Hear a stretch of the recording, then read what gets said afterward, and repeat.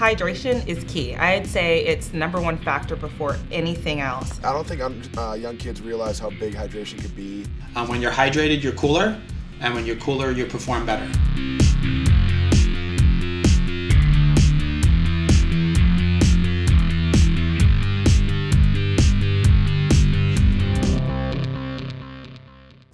This question may sound very simple, but it's really very important.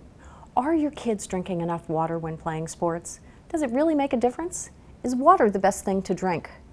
We met with leading experts, including one of the world's top authorities on hydration, Dr. Douglas Casa of the Korey Stringer Institute at the University of Connecticut, to learn why hydration makes such a big difference for young athletes. Hydration keeps your body temperature a little bit lower.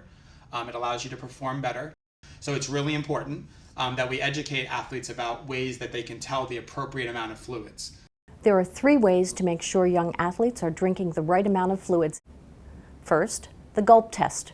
For every 20 minutes of play or practice, a young athlete should drink about 5 ounces or 10 gulps. Second, when you go to the bathroom, if your urine is a dark color, you need to drink more. If it's light colored, that means you're properly hydrated. Third, listen to your body. If you're thirsty, drink more fluids. Is water the best thing to drink? Throughout the course of the day, water is without question the best thing to have. During intense exercise in the heat, I do sometimes like to see people also have sports drink to supplement the water that they get. What happens to someone if they don't drink enough fluids? Headache, dizziness, nausea, things like you wouldn't perform as well like an endurance activity, your strength could decrease, your power can decrease. I've strained my hamstring, I've pulled my groin, I've done certain stuff like that, and truthfully it's been on days where I haven't been the most hydrated. Will McNamara is a middle linebacker and captain of the Dartmouth football team, which, like many athletic teams across the country, emphasizes proper hydration. We have a rule here, and that is when you're passing by a water fountain, don't just look at it. Get in there and drink some of that water. It is essential to drink water. Known for the flowers she tucks in her hair at every race, Alysia Montano is an Olympian, a world champion, and one of the fastest women in the world. In my own personal experience, I had recognized fatigue, cramping, and just overall underperforming without hydrating. One of those moments came days before her high school state championship.